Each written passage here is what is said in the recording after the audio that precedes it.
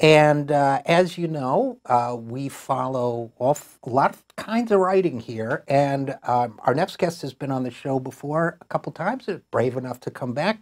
Kim Stanley Robinson. Okay, I'm going to read you what I've got here. It says Kim Stanley Robinson is widely recognized as one of the foremost living writers of science fiction, which I would agree with. This says he began publishing novels in 1984, that his work has been described as humanist science fiction, and the second one is ridiculous. He has written a number of books from both a futurist perspective, for lack of a better term, and a political perspective that I've always very much appreciated, and he does it while making books that are fun to read. So that's an accomplishment. His new book, which we're going to talk about, is Red Moon. It is a novel. Well, we'll talk about it with him. So first of all, Kim Stanley Robinson, thanks for coming back on the program. My pleasure. Good to be here. Well, it's always good to have you. And rather than me, you must have done this about 80 million times by now. So what's the sort of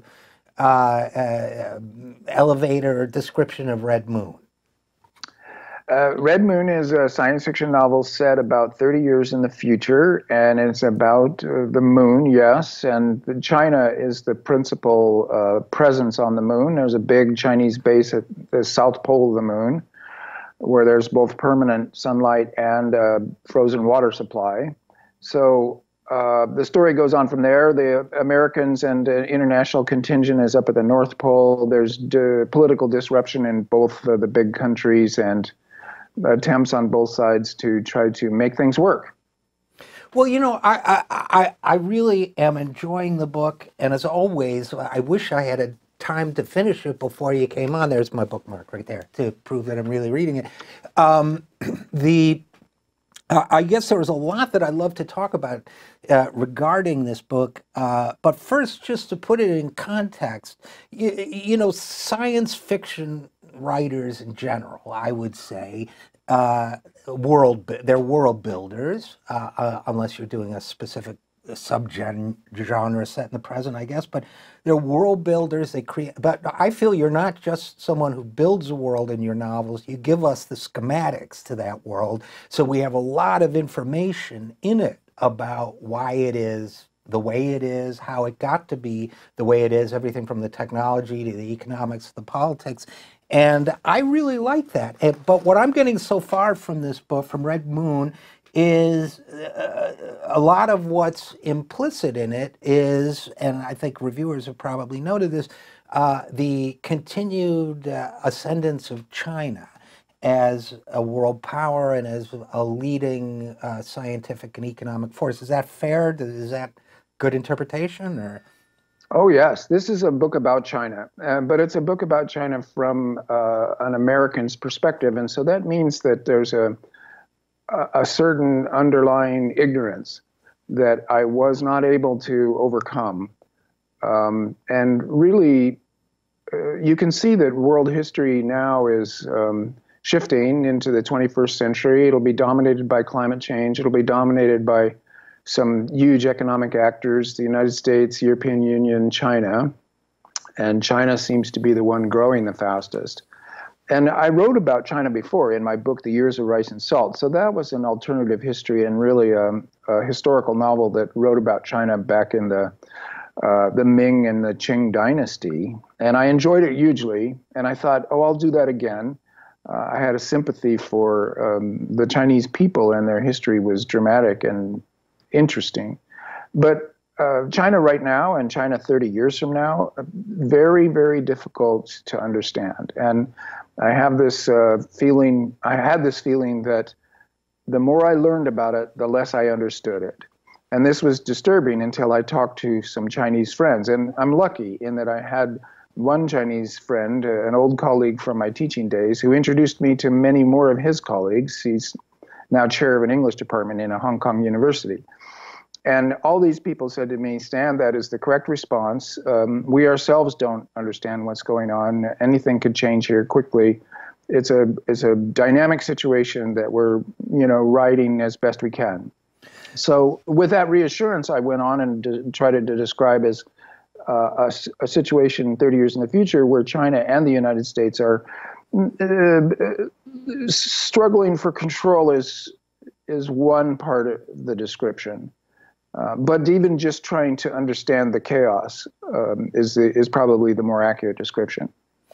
And implicit in the chaos is, to me, is a sense that the era of the American empire has passed. We're still a world force, but in this case, we're one of three. And when it comes to, if you consider the moon, as I do in your novel, to be not just the moon as the moon, but kind of as a staging ground for the future that will follow further out, centuries out, that the old dream that we'd have an American-run future in 400 years with, James T. Kirk at the helm and so on, that we really need to let go of that and say that we're facing a different kind of world, we're facing a different role for that world for ourselves, and we need to think differently about how to approach it. That was my takeaway. Yeah, well, that puts it well, and it brings up something I'm interested in, which is there's a schematic of history that is basically the history of capitalism that goes back to increasing realms of power and influence.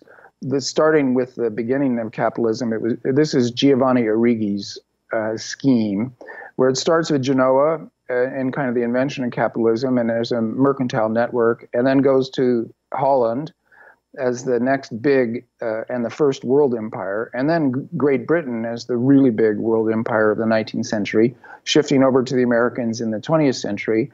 And Arrighi, before he died, was speculating whether China could be the next great power, but other historians have pointed out that each one of these expansions required a lot of new inputs of people, which is to say slave or serf labor, of natural resources, and of cheap new sources of food, and that none of that obtains anymore. So that as China comes into its moment of potential dominance, there's no new worlds to conquer. And in my novel, the moon is a crummy new world. It's like a big bus station. There's nothing there that we need. It's hard to live there. It doesn't serve as a source of new resources, and in fact, it's more expensive. It's not a source of profit at all. So in terms of empires, which are usually commercial enterprises, the moon does nothing for us. And maybe, like you suggested, 400 years from now, it will be the bus station to the solar system. But in 30 years, it's going to be nothing but a gigantic infrastructure sink, a place to pour a lot of money, which, in fact, the Chinese need. They have more capital than they have projects right now. And so it makes perfect sense for them to build up a moon base, because if you don't spend your capital, it's just a slag of silver in your basement. So my scenario, I think, makes perfect sense, but it doesn't solve China's problem or the world's problem, which is that capitalism is wrecking this planet, and there's going to have to be a new political economy, and nobody's got it invented yet. The Chinese system is not the same as our system. Even though they are both fundamentally capitalist, China has a socialist history that they still are intent to pursue in one form or another. So all this made it a kind of a political thriller as well as a, space novel. And I should add, for anyone who doesn't know about the novel, that there is also romance and a car chase and a murder, and so it's not, it's not just political exposition. So I don't want to scare people away. But as far as that's concerned, I noticed that several reviewers have also either directly or sort of subtly made the comment. I'm going to read between the lines, but it's, okay, we like the novel, but I think this guy likes China and the Chinese system. I think he likes Chinese-style socialism. I read that in a couple of the reviews. And what's your response to that?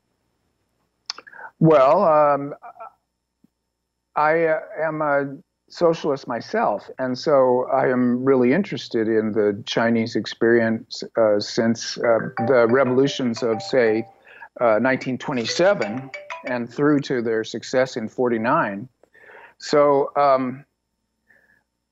but what's interesting is you want to think of these leftist governments as expressions of their people, so that really Maoism means you trust the people to be your main source of support, and that source of support thrusts you into power, and then you use power entirely for the sake of the people. Well, any one-party state quickly becomes corrupt, and there are individuals in a one-party state who make use of it for personal gain, and then the gain of their children. So you have the princelings, as they call them in China, big party officials. Their children have a massive advantage in that system compared to ordinary Chinese. So the party only works if it trusts the people, and the people trust it. And that, I think, is getting shaky there. They've got 1.4 billion people in a patch of land that is big but not huge. And they've got a stupendous amount of problems, environmental, income inequality, serious poverty levels that they began with that are not completely cured in the countryside, and a system that it requires that people stay where they were born, which is a lot of people don't want to do. They want to go where the money is, where the jobs are. So they have internal migrants that are essentially like our illegal immigrants. They have illegal internal migrants that can number as many as 300 million people.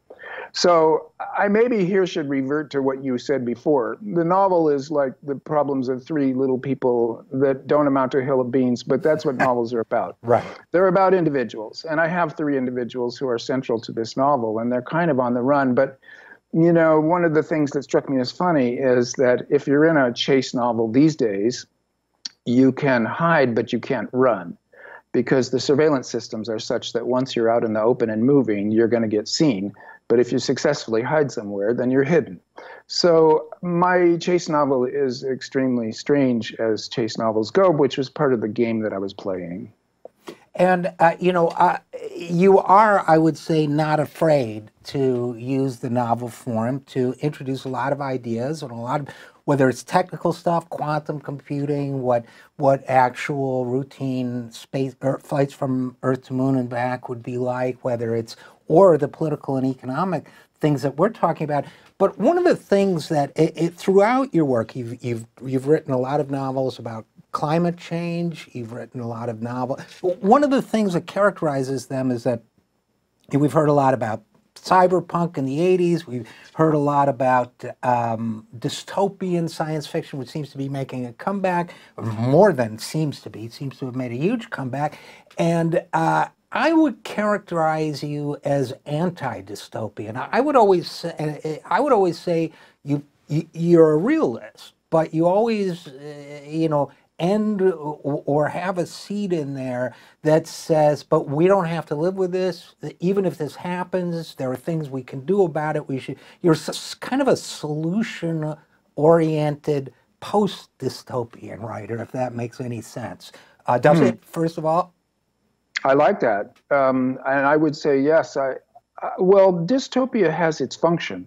And I would say I'm a utopian science fiction writer, and I have been for a long time now, almost 30 years, where I'm trying to envision positive futures and write them out convincingly, and also write stories that suggest how we would get to a better civilization that's more in balance with the biosphere that we depend on. So that's utopia. Fine. It's hard. I'm interested in it. It's what I do. Nobody else has to do it. I'm just saying I like it. Well, dystopia is an expression of our fears, and we have a lot of fears these days. So there's nothing wrong with dystopias. It's just that they're relatively easy, and after a while they get repetitive.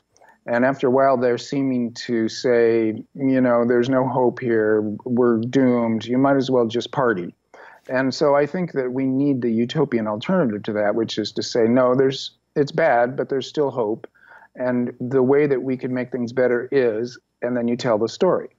And this is what I've been doing. And as I say, it's hard and weird. The novel is based on drama and on character. So to the extent you can make your stories dramatic and character-based, then you can try any kind of history, including a positive history. So that's what I've been trying for. No, I understand. And by the way, another socialist, Bertolt Brecht, he was a dystopian. He felt people should leave the theater from his plays so alienated and frustrated and gloomy that they wanted to do something. I don't think he was a great thinker, but I don't think as a motivational tool that really works as well as hope and the idea that there are solutions out there. So I'm going to stick with your interpretation of it. I also think that, dystopianism leads us down the road to a kind of exactly what you described. For one thing, let's just party. I also think of it as very closely tied to irony and ironic detachment, which frankly I hate. I've come to hate and have hated for a long time. So I also think of you as post-ironic, and that is what I aspire to be myself. So, okay, I guess we should probably leave it there, right, Troy? Okay, so we should probably leave it there, but I encourage people to read the novel. So Stan, should I read my Kim Stanley Robinson from 1718 paragraph for you before we go? Oh, yes, definitely. Okay, I was trying to imagine, how would Kim Stanley Robinson describe the world of today if he were writing his science fiction in 1718? So here's a paragraph. The taxi driver, who would have been called a coachman in earlier times, pressed his foot closer to the floor. Quote, this increases the flow of fuel to what we call an internal combustion engine, he said, increasing the intensity of the controlled explosion at the front of the vehicle and creating an increase in acceleration. This action is not often taken because the fuel market is controlled by large corporations who extract an onerous price for their product. Fred felt slightly nauseated by the rapid acceleration, but the discomfort was more than offset by the realization that they were finally outpacing their relentless pursuers. I love it. All right, good. It's Defoe doing Robinson, which is Robinson Crusoe. I love it. Well said. So we will have to leave. I always like William Makepeace Thackeray's description of a sailing ship, too. I think that there's a connection there, too. But the book is Red Moon. I'm enjoying it very much. I think you will, too. Kim Stanley Robinson, as always, great to have you on the program. Thanks for coming on. My pleasure.